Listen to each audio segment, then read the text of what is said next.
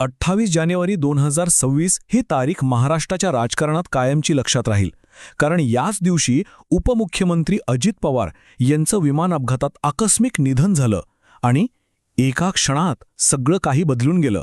राज्याच्या राजकारणात एक प्रचंड मोठी पोकळी निर्माण झाली. तर आज आपण हेच समजून घेणार आहोत की या एका घटनेमुळे महाराष्ट्राचं राजकारण आता नेमकं कोणत्या दिशेने जाणार आहे. या मोठ्या धक्क्यानंतर आलेली पहिली आणि सर्वात महत्त्वाची प्रतिक्रिया होती ती म्हणजे शरद पवारांची. त्यांचं हे एकच वाक्य, हा निव्वळ अपघात आहे, यात कोणतंही राजकारण नाही. या वाक्याने सगळ्या राजकीय चर्चांना तात्पुरता पूर्णविराम दिला. पण त्याचवेळी हेही स्पष्ट झालं की हा आघात किती मोठा आणि वैयक्तिक होता. या एका प्रतिक्रियेने संपूर्ण वातावरणच गंभीर करून टाकलं. पण आज जी परिस्थिती निर्माण झाली आहे ती काही अचानक नाहीये. याची मुळं मागच्या काही वर्षांच्या राजकारणात आहेत. बघा, जुलै 2023 मध्ये राष्ट्रवादी काँग्रेसमध्ये उभी फूट पडली. अजित पवार महायुती सरकारमध्ये गेले. पण खरी इंटरेस्टिंग गोष्ट तर पुढे आहे. डिसेंबर 2025 ते जानेवारी 2026 म्हणजे दुर्घटनेच्या अगदी काही दिवस आधीपर्यंत हे दोन्ही गट पुन्हा एकत्र येण्यासाठी गुप्तपणे चर्चा करत होते. आणि नेमकं त्याच वेळी 28 जानेवारीला ही भीषण दुर्घटना घडली. या घटनेचे परिणाम नीट समजून घेण्यासाठी आपण 5 मुख्य मुद्द्यांवर बोलणार आहोत. 1. ही राजकीय पोकळी नेमकी केवढी आहे? 2. राष्ट्रवादी काँग्रेसचं भविष्य काय, फूट की विलिनीकरण? 3. महायुती सरकारचं काय होणार? 4. या सगळ्यामध्ये शरद पवारांची भूमिका काय असेल? आणि 5. महाराष्ट्राचं राजकारण आता पुढे कोणत्या दिशेने जाईल? तर पहिला आणि सगळ्यात महत्त्वाचा मुद्दा ही राजकीय पोकळी. अजित पवार हे फक्त एक उपमुख्यमंत्री नव्हते. त्यांचं राजकीय वजन, त्यांचं महत्त्व हे त्या पदाच्या खूप खूप पलीकडचं होतं. अजित पवारांची खरी ताकद होती तरी काय? तर पश्चिम महाराष्ट्रावरची त्यांची जबरदस्त पकड, मराठा समाजातलं त्यांचं नेतृत्व, साखर कारखानदारी आणि सिंचन प्रकल्पांवर असलेलं त्यांचं नियंत्रण आणि ग्रामीण राजकारणातली त्यांची खोलवरची समज. या सगळ्यामुळेच ते महायुती सरकारचे एक अत्यंत महत्त्वाचे आधारस्तंभ होते. आणि म्हणूनच त्यांची जागा भरणं हे जवळपास अशक्य आहे. आणि याच कारणामुळे त्यांच्या पक्षासमोर एक मोठा अस्तित्वाचा प्रश्न उभा राहिलाय की राष्ट्रवादी काँग्रेसचं आता पुढे काय होणार. खरं तर त्यांच्यासमोर आता फक्त 2च रस्ते उरलेत. एकतर पक्षात अजून मोठी फूट पडेल किंवा मग दोन्ही गट पुन्हा एकदा एकत्र येतील. त्यांच्या आमदारांसमोर आता 2 स्पष्ट पर्याय आहेत. एकीकडे सत्तेत टिकून राहण्यासाठी थेट भाजपमध्ये प्रवेश करण्याचा मार्ग. पण असं झालं तर अजित पवारांनी इतक्या कष्टाने उभा केलेला गट पूर्णपणे विखुरला जाईल. दुसरीकडे अजित पवारांची शेवटची इच्छा पूर्ण करायची म्हणून शरद पवारांच्या नेतृत्वाखाली परत एकत्र यायचं, हा एक भावनिक आणि राजकीय पर्याय आहे. असं झालं तर राष्ट्रवादी पुन्हा एकदा एक मोठी राजकीय ताकद म्हणून उभी राहू शकते.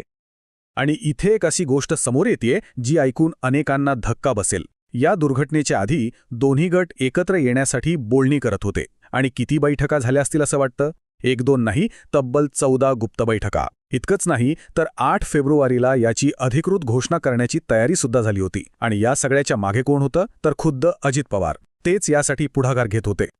पण आता त्यांच्याशिवाय या गटाचं नेतृत्व करणार तरी कोण?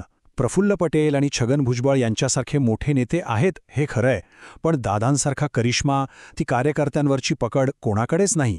आणि त्यामुळेच आता एक मागणी जोर धरू लागली आहे की अजित पवारांच्या पत्नी सुनेत्रा पवार यांनीच पक्षाची धुरा सांभाळावी.